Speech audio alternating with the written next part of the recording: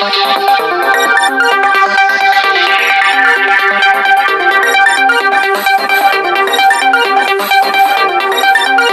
जुलाई से लागू होने वाले 3 नए कानूनों के संबंध में आमजन को जागरूक करने के उद्देश्य से बीटीएम चौकी प्रभारी ने एक जागरूकता कार्यक्रम का आयोजन किया। इस कार्यक्रम में पुलिस कार्य में पारदर्शिता लाने और कार्य को सरल एवं सुगम बनाने के प्रयासों पर चर्चा की गई। इस अवसर पर प्रभारी दशरथ ने कहा कि यह नए कानून जनता के हित में महत्वपूर्ण साबित होंगे। कार्यक्रम में दशरथ ने विस्तार से बताया कि भारतीय दंड संहिता को अब भारतीय न्याय संहिता के नाम से जाना जाएगा, जबकि दंड प्रक्रिया संहिता को भारतीय नागरिक सुरक्षा संहिता के नाम से जाना जाएगा। उपस्थित सभी नागरिकों को इन कानूनों से हटाई गई धाराओं और ऐसी धाराओं के बारे में जानकारी दी गई जिनमें बदलाव किया गया है या जो नई जोड़ी गई हैं। बीटीएम चौकी प्रभारी ने बताया कि कई धाराओं को हटाया गया है और उनकी जगह नई धाराओं को शामिल किया गया है। उन्होंने विस्तार से समझाया कि किस धारा का स्थान अब किस धारा ने ले लिया है और उसके संबंध में क्या दंड निर्धारित किया गया है। इसके अलावा नए कानूनों के तहत नागरिकों को किस प्रकार के अधिकार और कर्तव्य दिए गए हैं, इस पर भी चर्चा की गई। उन्होंने बताया कि नए कानूनों के तहत कुछ बदलाव किए हैं। अब विभिन्न अपराधों के लिए दंड प्रावधानों को और कठोर बना दिया गया है ताकि अपराधियों को उनके कृत्यों के लिए उचित सजा मिल सके। केंद्र सरकार और ये जो हमारी बीटीएम चौकी के इंचार्ज, यहाँ का स्टाफ जो हमेशा से हमारे साथ एरिया का भी ध्यान रखता है पूरा, और जो आज नए 3 कानून आए हैं और जो आज लागू करे हैं और जो सरकार ने पहल करी है, जो पुलिस डिपार्टमेंट में यहाँ के इंचार्जों ने जो पब्लिक को इकट्ठा किया है, जो सीनियर सिटीजन्स को और जो इसके बारे में सारी बातें अवगत कराई गई हैं, इन कानूनों से हमें भविष्य के अंदर काफ़ी जानकारियाँ और लोगों का हित भी हम कर सकते हैं। कोई छोटी मोटी गवाही के लिए भी हम उसका प्रावधान रखते हैं। पिछले केसों में भी डिजिटल से हमें ये महत्व मिला है कि हम अपने केसों की भी जानकारी हासिल कर सकते हैं और छोटे से छोटे अपराधों के लिए जैसे सरकार ने सिटीजन के लिए लिया, सीनियर सिटीजन के छोटे के समाधान के अंदर उनको भी राहत दी गई है। अगर किसी से भूल चूक में छोटा अपराध हो जाए, 3 साल की जो सज़ा होती है, उसमें भी माफ़ी का प्रावधान रखा है।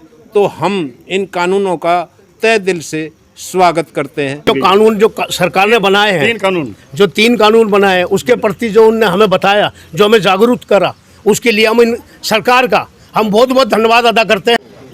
ये बहुत अच्छी शुरुआत करी है, क्योंकि ये जो कानून थे, पुराने कानून थे, अंग्रेज़ों के समय के बनाए हुए थे, तो इसमें बदलाव बहुत ज़रूरी था। तो हिंदुस्तान सरकार ने, भारत सरकार ने ये बहुत अच्छा कदम उठाया है। बुज़ुर्गों के लिए जैसे छूट दी है, रेप के लिए प्रावधान किया है कि भाई फांसी सजा होनी चाहिए। आदमी रेप करता था, बेवकूफ़ खौफ ढूंढता था, उस पर अंकुश लगेगा, ज़्यादा फ़ायदा होगा, पब्लिक की परेशानी दूर हो जाएगी। जैसे मान लो कोई एक्सीडेंट हो गया या कोई क्राइम हो गया, मेरा गवाही में नाम दे दिया, भाई मैं कौन नहीं पढ़ूँ चक्कर में। अब आदमी सोचता भाई जी है, तुझे गवाही देनी चाहिए। वो बम्बे भी बैठा है, चाहे वो विदेश में बैठा है, कहीं से वीडियो कॉन्फ्रेंस से या अपने फ़ोन से वो गवाही दे देगा। इससे व्यवस्था में बहुत अच्छा होगा और जो बदमाश होगा, जो जिसने कानून तोड़ा है, उसको सज़ा मिलेगी। हर आदमी कानून फॉलो करने लग जाएगा।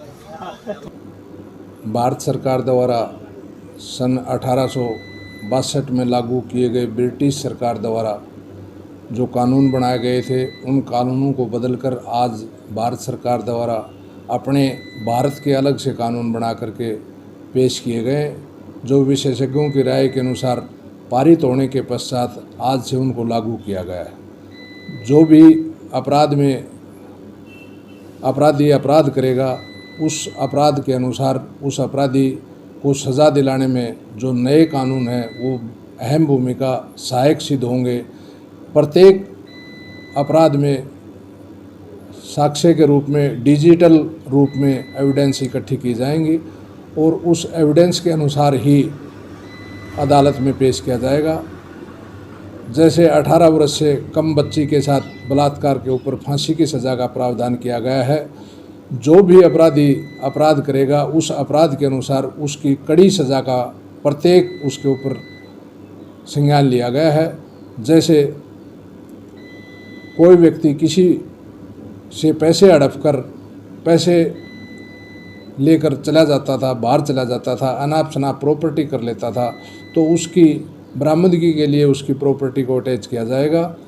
इसी तरह जो अनैतिक रूप से गलत कार्य करके जो पैसे इकट्ठे करते थे, चाहे वो सट्टा है, जुआ है, शराब है और नशीला पदार्थ है, जिस भी रूप में उसने जो भी संपत्ति अर्जित की है, उस संपत्ति का ब्यौरा जुटाकर रिकॉर्ड अनुसार उसको ध्वस्त किया जाएगा, उसको कब्जा पुलिस में लिया जाएगा। नए कानून में प्रत्येक व्यक्ति को सुविधा दी गई है कि जो भी मुकदमा दर्ज होगा उस मुकदमा का अपना स्टेटस अपने मोबाइल के माध्यम से वो देख सकता है कि अदालत में क्या मामला चल रहा है।